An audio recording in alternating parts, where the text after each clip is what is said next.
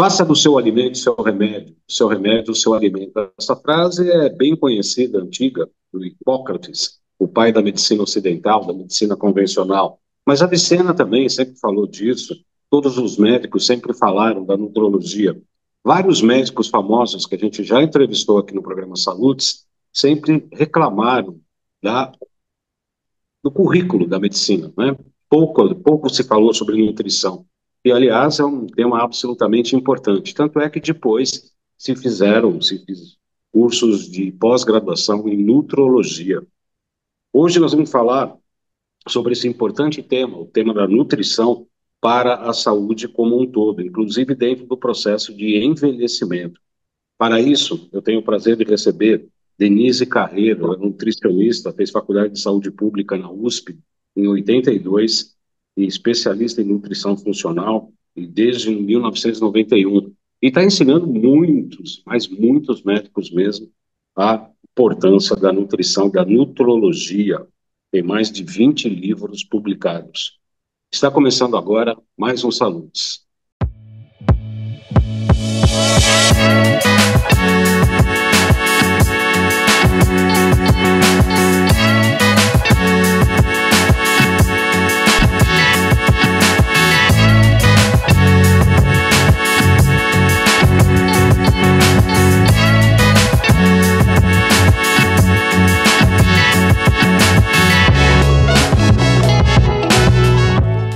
Muito boa noite a você, seja muito bem-vindo ao programa Saludes, que está recebendo hoje Denise Carreiro, nutricionista pela Faculdade de Saúde Pública da USP, uma importante nutricionista que está abrindo vários caminhos para esta importante disciplina na área da medicina. Tem mais de 20 livros publicados, os dois últimos, Abordagem Nutricional do Envelhecimento Saudável, que falaremos oportunamente. Muito boa noite, Denise Carreiro, sempre um prazer recebê-la aqui no Saludes. Boa noite, Dadan. Eu que agradeço o convite de estar aqui conversando com você mais uma vez, né? Mais uma vez. Denise Carreiro já é uma amiga do nosso programa. Denise, para começar a introduzir o nosso tema, dessa abertura, é isso mesmo, né? A nutrição é uma coisa tão importante e sempre esteve à margem nas faculdades de medicina, é isso mesmo? Com certeza. Eu acho que talvez não lá mais antigamente, né? Porque o médico, lá atrás, quando a pessoa chegava, você pega lá a década de 50, 60, se a pessoa chegava e falava assim, eu tô com dor de estômago, eu tô com azia, normalmente era assim, brigou com alguém? Comeu alguma coisa diferente, né? Então, assim, vamos entender um pouco a causa. Mas eu acho que, principalmente, a partir do momento que entrou muito forte a indústria farmacêutica, eu acho que a nutrição começou a ser ignorada, porque a própria medicina baseada em evidências, a nutrição não entra nessa métrica, né? Porque você não vai conseguir estudar um nutriente isoladamente em uma função isolada, isso não existe, né? Eu costumo falar que o organismo é um grande laboratório de química. Tem reação acontecendo o tempo todo para todo lado, nós somos consequência das reações que acontecem dentro da gente, mas os reagentes são os nutrientes. Se falta desequilíbrio, se sobra desequilíbrio. Então, não existe ação isolada e muito menos em um único processo. Cada nutriente vai ter milhares de funções dentro do organismo. Então, você não consegue delimitar essa ação a ponto de você fazer um artigo científico e ele fechar um assunto. Isso não existe dentro da nutrição. Tudo isso, né, doutora Denise, sem falar no tratamento individualizado, né? De repente, uma vitamina ou um nutriente para um paciente pode ser excelente, mas para outro, em determinado momento, pode não ser. Não existe regra geral. É isso mesmo? Concorda com isso? Isso, quando você fala de Hipócrates, né? Na mesma época, Lucrécios falava alimentos que para um é remédio, para outros, né? Então, além dessa individualidade, ela implica também o próprio documento das DRIs, que é feito pelo Instituto de Medicina, né, que é utilizado no mundo todo, e ele coloca o seguinte, que a real necessidade de um nutriente nunca é efetivamente conhecida.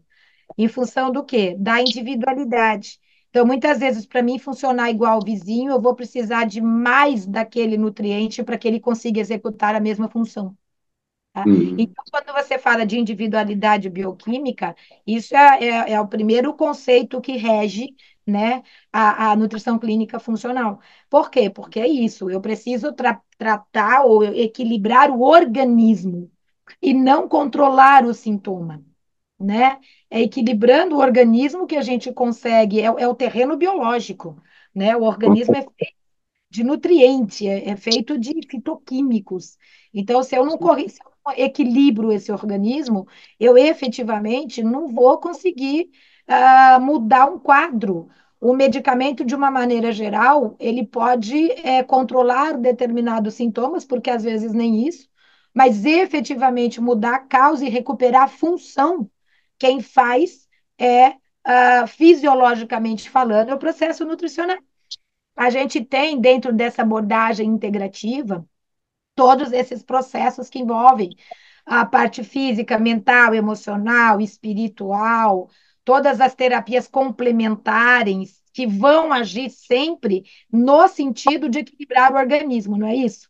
Né? É Todas isso. as terapias que você, né, que você traz muito aqui, que o pessoal sempre conversa bastante, né? Então, a gente percebe que elas são sempre voltadas para equilibrar o organismo. E para você equilibrar o organismo, você tem que ter matéria-prima adequada. Não tem como você equilibrar um organismo se a matéria-prima que forma todas as células, os hormônios, as enzimas, os neurotransmissores, as células de defesa, né? Essa matéria-prima, essa parte que é palpável, como a gente fala, né? Ela vem do alimento que a gente come. Não tem como você. Eu brinco e falo que a gente não aprendeu a fazer fotossíntese, né? Não dá para viver de luz que nem a plantinha. A gente tem que ter essa ingestão da matéria-prima, e quando eu comer esse alimento, ele tem que ser digerido e absorvido, né? E E, assimilado, né, doutora Denise? Também tem que ser bem assimilado, inclusive, né? É, exatamente. É só a exatamente. partir do momento que você tem o conjunto dos reagentes que você vai ter a assimilação e, portanto, a função de cada um sendo executada. Então, a gente precisa garantir esse processo alimentar. E a própria Organização Mundial da Saúde, né, Maldan, coloca que mais de 75, 80% das doenças, elas têm como base causas alimentares. Então, entender a fisiologia nutricional para que se entenda as causas alimentares que podem desencadear disfunções que estão na base das doenças crônicas não transmissíveis. Então, é Eu quero isso que lembrar. não é Pode falar. conhecido. Não, pode falar, tranquilo. Não, não, pode continuar, por favor. Não, então, dentro desse conceito que a gente fala que a nutrição não é muito entendida, né? Porque ela acaba ainda hoje sendo muito voltada o alimento como caloria, pezinho, pontinho, vilão, mocinho, engorda, emagrece, é preciso comer para parar de pé. E pouco entendido o quanto que ela vai determinar todas as funções do organismo, né? Não só as funções, como estrutura. Então, você pensa em estrutura e função do organismo, elas são dependentes dessa matéria-prima que você está colocando lá dentro, né? Tá certo. Eu quero lembrar os nossos espectadores que o programa Saúde tem o patrocínio da Hidrogênio Max, que é uma empresa que produz garrafas de hidrogênio e outros equipamentos de hidrogênio, que são bastante importantes para a área da saúde. Você é interessado, clique com o seu celular no QR Code aí da tela, que você vai ter acesso a vários produtos, aí, várias máquinas de produção de hidrogênio. Nós estamos entrevistando a doutora Denise Carreiro, que é um baluarte aí da nutrição na área da medicina. Dá muitas aulas para muitos médicos, muitas palestras. Está reduzindo essa resistência à informação da nutrologia, da nutrição, entre os médicos, doutora Denise, ou ainda há muita resistência? Eu acho que, apesar de ainda haver muita resistência, né, principalmente na medicina acadêmica, está ampliando, sim, esse, pelo menos essa vontade de entender um pouco melhor. Porque o que a gente percebe muitas vezes é que a coisa também ela vem um pouco de baixo para cima. Ou seja, os leigos estão se informando muito, É né? Você verdade. muitos leigos que acompanham o teu programa. Eles querem informação, eles querem entender, porque eles chegam muitas vezes no nosso consultório assim. Já passei por tantos médicos, por tantos nutricionistas, por tantos psicólogos, e eu não consigo recuperar as minhas funções. Eu continuo não equilibrando, eu continuo não passando bem, eu continuo não resgatando a minha saúde. Sim. Então, e aí essas pessoas elas vão atrás, elas vão procurar, elas vão para a internet, elas vão, né, tentar entender o que acontece com elas. E é muito comum o paciente chegar para mim e falar assim, eu pergunto, quem que me indicou para você? Para mim é sempre importante, porque até quando é algum profissional para a gente trocar informação e tal. E aí eles falam assim para mim, a internet, porque o pessoal está procurando muito. E muitas vezes eles falam isso para mim. Eu fui no médico ou no nutricionista, e aí ele me falou isso, isso, isso, eu levantei e fui embora. Entendeu? Então, assim, como assim? Como é que, tipo, essa pessoa não se informou e não se atualizou? Então, isso tem feito com que muitos profissionais tenham começado a ir atrás e se atualizar. A ciência, de uma maneira geral, a medicina e a nutrição e outras, né, áreas da saúde, são ciências em evolução, né? Então a gente está sempre aprendendo, sempre entendendo, sempre buscando, né, mais informações. E aí, quando o pessoal para no tempo e fica naquele negócio de só dar o remédio para esse sintoma, na dieta da lua da sopa e do abacaxi, então quando começa a fazer esse tipo de coisa, começa a perder campo, porque o pessoal, as pessoas estão se informando cada vez mais, né? Então eu Só acho que está ajudando o pessoal a ir atrás também.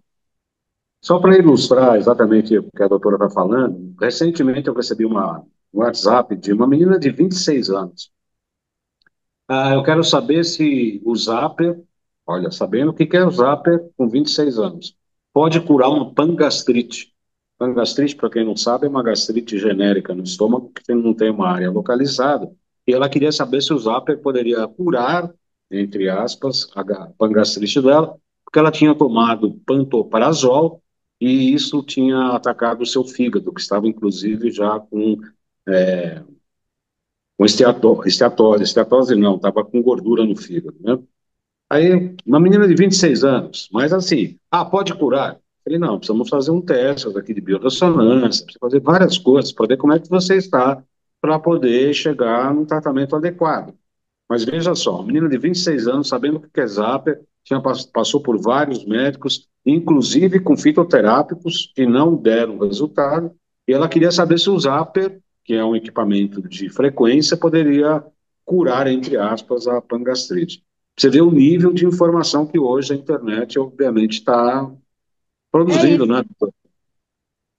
É isso, né, Valdo? É isso que a gente está sentindo no consultório cada vez mais, né? O pessoal chega já com essas colocações e muitas vezes com muito sofrimento, muito problema de muito tempo. Você vê nesse caso, né, como você colocou, se você não entender como é que é a alimentação dessa pessoa, o que que ela está colocando lá dentro, se ela está produzindo um ácido clorídrico adequado e provavelmente já não estava quando teve o processo. Aí entra com o inibidor total, né, da produção desse ácido clorídrico, aí pronto. Você falou, ela já estava com comprometimento no fígado e provavelmente no sistema nervoso central, porque você começa a inibir a absorção de todos os nutrientes. Então, dentro desse processo, a gente, cada vez mais eu acredito que muitos profissionais vão começar a querer se atualizar um pouco mais, entender o que está acontecendo, né? Eu coordeno hoje uma pós de medicina funcional com ênfase em fisiologia nutricional, tá? Para efetivamente, assim, eu preciso entender o que acontece no organismo, qual é a relação da nutrição com toda essa formação e função, para aí eu entender quais são as possíveis causas alimentares que estão na base do desencadeamento dessas doenças ou desses transtornos. E aí sim, eu vou ter, o trabalho pode ser conjunto com o nutricionista, mas eu vou ter, é um pouco mais aquele entendimento que a gente tem que ampliar as possibilidades de recuperação das funções dessa pessoa. E não simplesmente dar um remédio que vai ali controlar quando consegue, porque você vê que nesse caso nem conseguir controlar, conseguia, né? Quando consegue controlar um sintoma, mas a gente sabe que não vai mudar a causa, tá? Então, sem dúvida nenhuma, eu acredito que, e espero, viu, Baldu, que cada vez mais profissionais da área da saúde. Nos meus cursos de extensão, eu tenho todos os profissionais da área da saúde. Então, é comum ter, desde então, nutricionistas, médicos de todas as áreas, mas é comum ter também psicólogos, dentistas, Sim, farmacêuticos, porque a nutrição ela é ignorada até da faculdade de nutrição, entendeu? Então, aonde você chega, o que faz o nutriente, como é que ele compromete funções, como é que ele compromete isso, não é passado com todos né, os detalhes desse processo que seria importante ser passado para o nutricionista. E é por isso que a gente vê muitos nutricionistas que efetivamente não trabalham também no processo de recuperação de função. É a dieta como se fosse uma droga, né, para resolver aquele problema, mas não para mudar a causa, né? Então, eu acho que são as áreas da saúde, e o leigo. Para mim, o leigo tem que ter informação. Por isso eu sim, faço muita live, muita coisa, muito livro, livros com linguagem mais fácil, né, para como o Paradoxo Alimentar é um livro de entrada para leigos também, porque a gente precisa ter, as pessoas precisam ter informação. Você não vai ver uma TV aberta, chegar lá e falar assim, menino, coma brócolis, entendeu? O brócolis é extremamente saudável, ele é uma brace que ele pode prevenir um câncer, etc. Você não vai ver isso. Você vai ver só a propaganda dos ultraprocessados, né? Então com as pessoas certeza. não tendo informação. Basta, dentro desse seu raciocínio, basta lembrar, né, que tem nutricionistas nos hospitais e as dietas pós-operatórias é um absurdo, né? Tem leite, tem glúten, tem bolacha, tem açúcar, tem geleia, tem gelatina. Você fala, bom, o que que é isso aqui? Para pós-operatório, Sabe e que aí é o nutricionista que está lá, né, falando que tá isso aí que é não sabe. alimentação adequada, né? Nos hospitais são os médicos que determinam a alimentação. Mas tem nutricionistas também, né? Não tem? Mas os nutricionistas, eles seguem a ordem dos médicos, entendeu? Então, o que que acontece? Você vai ver o nutrólogo dando a dieta, você vai ver. Então, o que que acontece? É, você sabe, tanto quanto eu, que o médico não tem um dia de nutrição na faculdade. E mesmo quando faz nutrologia, não tem o aprofundamento da nutrição. Uhum, Aí uhum, você vê que é um processo de regulamentação. No hospital, quem segue, quem determina o processo da alimentação é o médico. Então, o que que acontece? A gente vê que nutricionista que estuda, nutricionista que entende o que está fazendo, não trabalha em hospital. uhum. Porque não vai aceitar ficar dando leite, ficar dando bolacha cream cracker, gelatina, suco caco, etc. Não vai aceitar, entendeu? Então, é exatamente, você vai ver, se você tem, a gente já teve alunos, né, na pós de nutrição também, que quando trabalhava em hospital, mas efetivamente entendia o processo, era 2 tempos para sair, tá? Não fica, porque enquanto eu acho que ainda não existe, mesmo dentro da medicina, não existe o entendimento que o médico não entende de nutrição. E E aí esse é o um que fato. Esse é um tá? fato. Agora, graças Isso, a Deus, nós temos médicos que estão indo atrás, estão indo estudar, estão indo entender, porque é importante, até para trabalhar em conjunto com um nutricionista que fale a mesma língua, né? Que também entenda as bases do processo, para que a gente tenha. Eu tenho muitos alunos médicos e muitos que eu conheço e que a gente trabalha em conjunto com resultados fantásticos. Porque olha o que é para uma pessoa, o médico falar uma coisa, o nutricionista complementa, o nutricionista fala uma coisa, o médico complementa. O que que sim, acontece? Ele se sente seguro, né? Ele vai se sim. sentindo seguro. Então, realmente, eu acho que esse entendimento de nutrição ele tem que ser mais ampliado, tanto para profissionais da área da saúde como para leigos, né? Eu vou pedir licença para a doutora Denise Carreiro para o nosso intervalo comercial. Voltamos em um minuto. A Hidrogen Max é a empresa número 1 em geradores de hidrogênio molecular da América Latina. Temos os equipamentos mais modernos do mercado, com a membrana separadora de prótons de titânio platinado, e além disso, temos as garrafinhas de hidrogênio molecular mais vendidas e potentes do Brasil, fabricada nos Estados Unidos. Quer saber um pouco mais sobre a Hydrogen Max? Dá um Google. Olá, eu sou o João Carlos Baldan, sou acupunturista, trabalho com biofísica, biorressonância. Nosso primeiro passo aqui na nossa clínica é limpar o terreno biológico. Metais tóxicos, vírus, bactérias, protozoários. A gente trabalha com acupuntura e com vários equipamentos de biorressonância. A gente trata desde ansiedade, depressão, até questões físicas como artrite, artrose, gastrite, como terapia principal ou coadjuvante. A gente realmente ajuda e muita gente com os nossos métodos e tratamentos. Dúvidas 11 97 719 2266. Vamos juntos. Muito bem, nesse programa dessa segunda-feira temos o prazer de receber a doutora Denise Carreiro, que é nutricionista e dá aula e ensina os médicos aí da importância da nutrição para a saúde como um todo. Falamos há pouco, né, me chamou a atenção, nós já fizemos um programa aqui, vamos fazer mais, da importância do ácido clorídrico, né, porque isso tende a cair com a idade, a produção do ácido clorídrico no estômago tende a cair, e o pH no estômago, pelo que eu sei, até onde eu sei, deve ser por torno de 4, ou seja, um pH ácido, e na hora da alimentação baixar até para 2, que é um pH ácido para poder fazer a digestão.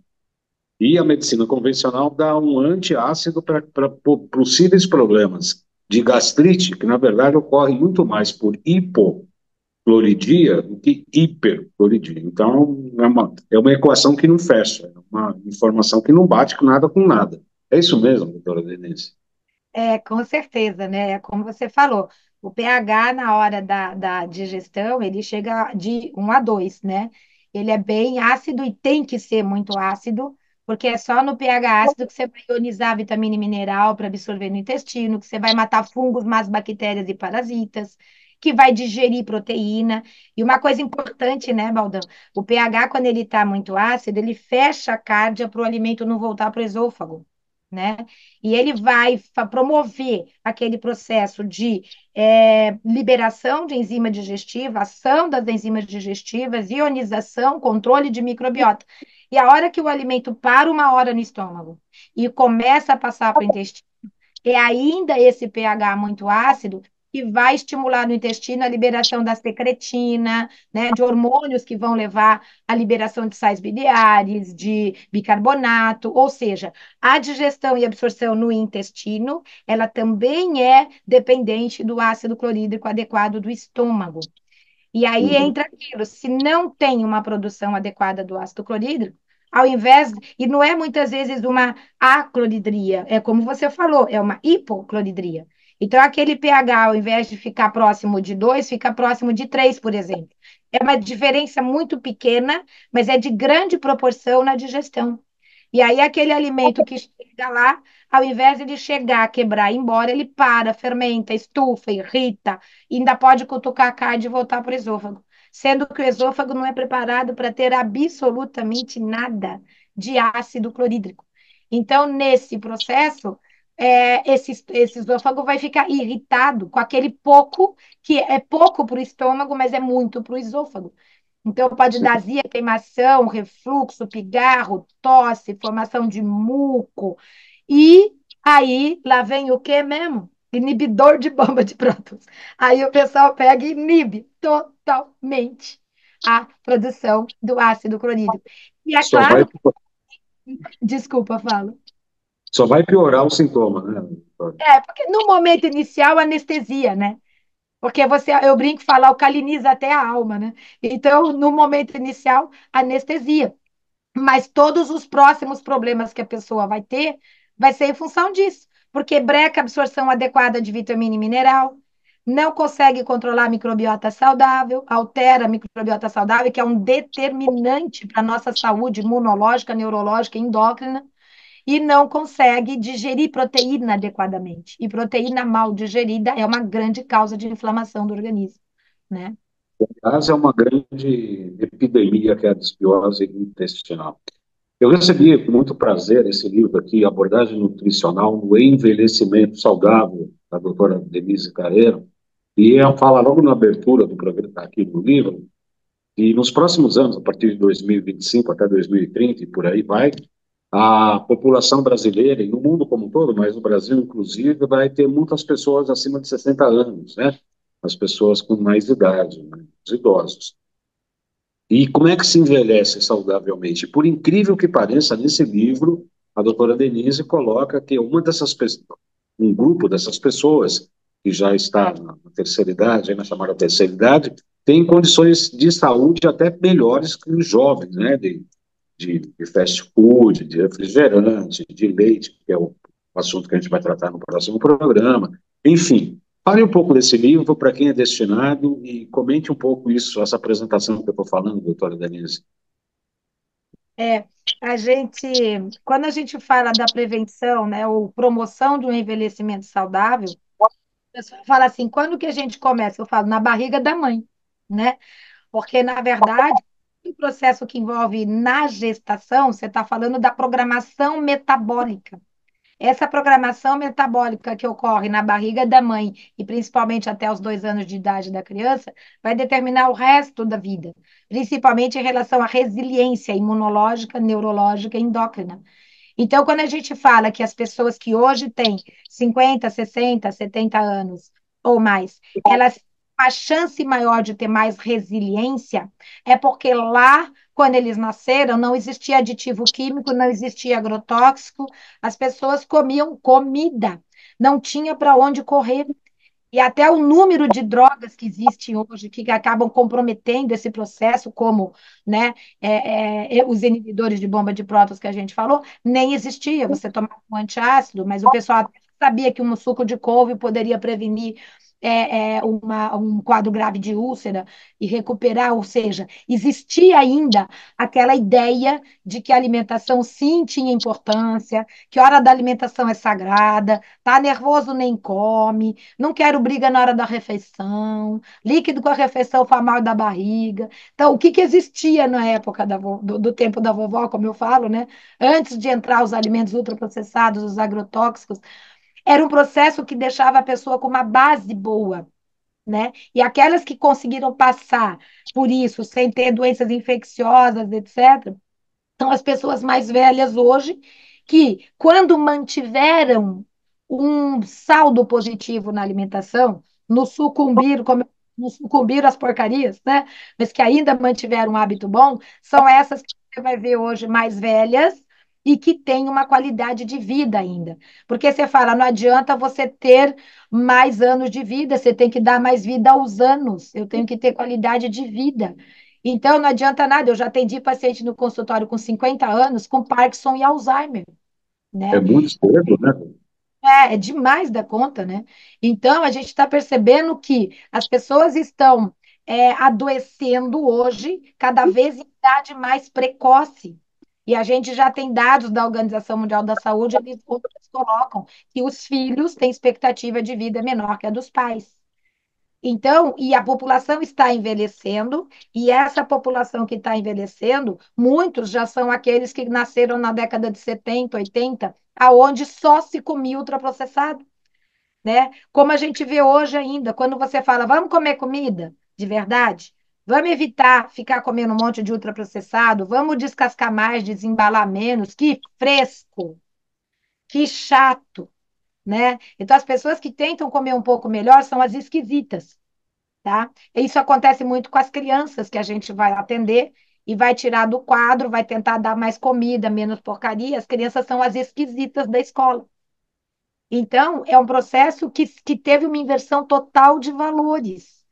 E aí, como você até comentou, as pessoas mais velhas, conforme a gente vai envelhecendo, naturalmente, já a partir de 45, 50 anos, você já vai diminuindo a produção natural de ácido clorídrico. E dentro do processo de envelhecimento, é comum alterar as células da mucosa intestinal, as células da borda em escova, diminuir a absorção de vitamina e mineral. Muitas vezes o consumo também já não é tão alto. Então, o que que acontece? Porque diminui gasto energético, diminui ingestão. Então, dentro desse quadro, existe um processo que, com o envelhecimento, ele favorece a diminuição, às vezes a insuficiência de vitaminas, de minerais, de ômegas. é mais fácil alterar a microbiota tende a mudar também. Então, a gente tem que ficar muito atento para todo um processo de promoção dessa saúde, porque isto é fisiológico, mas pode ser totalmente contornado quando você tem uma base boa de matéria-prima. E isso a gente vê nas populações que hoje são chamadas aí de blue zones, né? Mas a gente não precisa nem chegar lá. É o que a gente observa nas pessoas que estão à nossa volta. Aquelas pessoas que você vê que estão com 80 anos, 90 anos, mas com uma cabeça boa, que tem autonomia, que não está dependendo de ninguém, que não está tomando 10, 12, 17 medicamentos, como o paciente que eu já peguei. Então, quando você vê isso e você vai avaliar essa alimentação da pessoa, é aquela que ainda vira para você e fala assim: tá na hora de jantar. Ah, é? Mas vamos comer o lanchinho? Lanchinho não. Janta, que lanchinho? Vamos comer comida. Certo? Então, você vê aquela pessoa que mantém um processo onde, no dia a dia, ela vai ter muito mais alimentos que dão nutrientes e que não agridem o organismo. E, a partir daí, eu tenho muito mais chance de ter um melhor funcionamento em todos os níveis, físico, mental e emocional.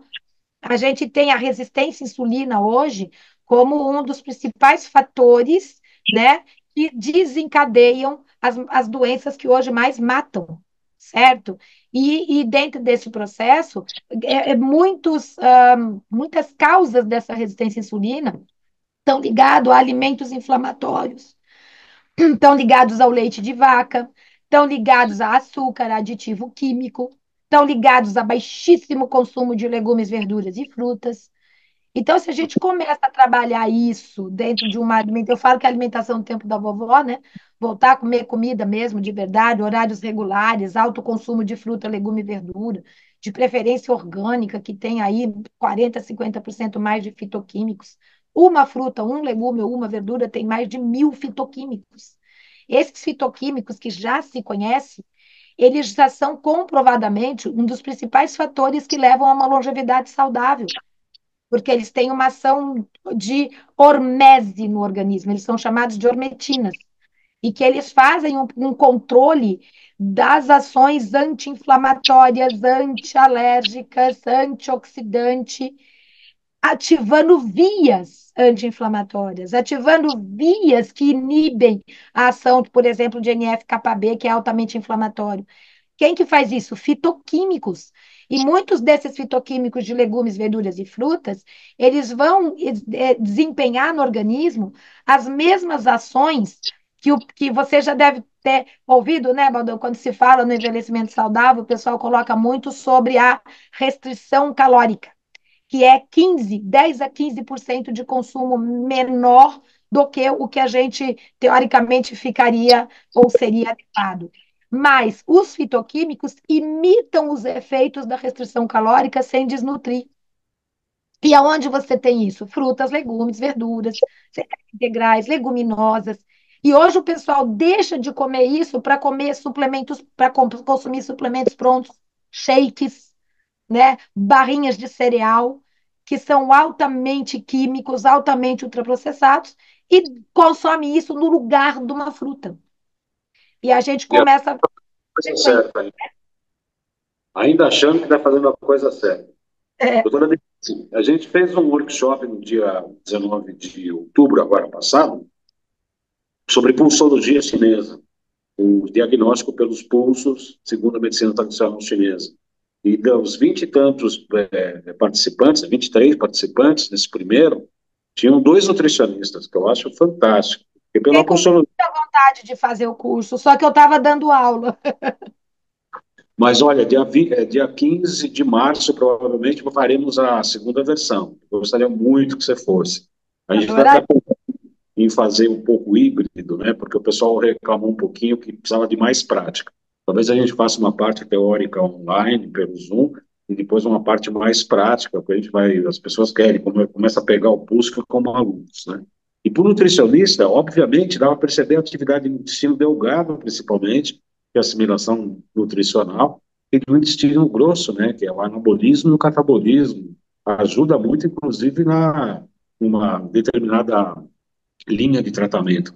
Porque eu cheguei, no sábado mesmo, estava jantando com o meu doutor Fiotti, né, o meu doutor Filho, que é ortopedista, falando para ele exatamente isso. Todas as medicinas funcionam, todas estão corretas, desde que adequadamente aplicadas. E a nutrição tem um papel fundamental nessa questão, que é a gasolina do carro. Não adianta colocar um Fusquinha 66 para subir a Serra da Mantiqueira com álcool e uma gasolina de baixa qualidade, né? Vai pifar no meio da serra, não tem como, tá certo? Com certeza. E é a energia e é a estrutura. Porque, na verdade, o alimento ele vai te dar energia para as funções, mas quem executa as funções também são os nutrientes. Então, eles são aqueles que vão ser a base estrutural e a base funcional, né? E vai dar energia. E aí, quando você pensa em qualquer linha terapêutica, ela vai funcionar melhor em quem está melhor nutrido ou quem está com alto consumo de porcaria, de aditivo químico inflamado.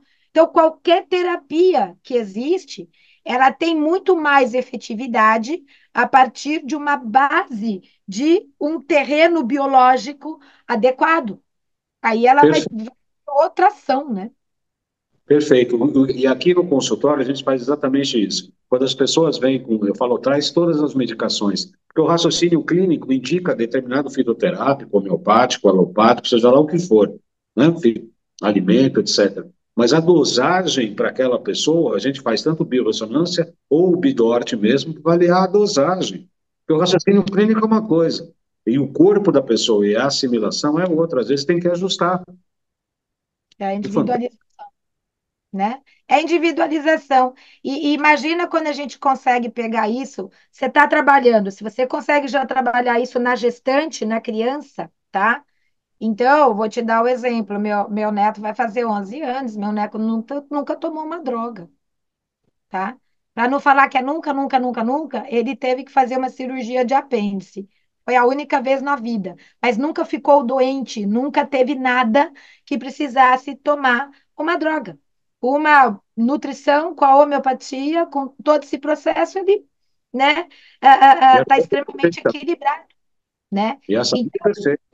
Não é isso? E quando você pega desse processo, qual é a chance de lá na frente ter um organismo muito mais saudável e muito mais com resiliência para você ter um envelhecimento mais saudável do que aquele que toma um monte de drogas, o organismo totalmente desequilibrado, né? Então, dentro desse quadro, a gente fala, não é só você viver mais, o problema é qualidade de vida. É isso que a gente não está vendo. Nós estamos vendo Essa, as pessoas se aposentarem cada vez mais cedo, porque não tem condição nem física, nem mental, nem emocional. As doenças que envolvem o sistema nervoso central, tanto emocional como neurológico mesmo, neurodegenerativa, está aumentando cada vez mais. E você ouve o pessoal falar assim, normal, né? Não, não é normal, é comum. Normal é funcionar, normal não é não funcionar. Então, exato. está sendo comum por causa de uma série de fatores que estão se associando para que as pessoas desequilibrem as funções, e aí começa a se manifestar em transtornos e doenças, né? Quero agradecer muito a presença da doutora Denise Carreiro. A gente vai dar continuidade no próximo programa, na próxima segunda-feira, vamos dar continuidade com outro assunto. Nós teremos uma outra entrevista, convido a todos a assistirem. Muito obrigado, doutora Denise. Sempre um prazer entrevistá-la. Eu que agradeço. Tchau, tchau. Tchau.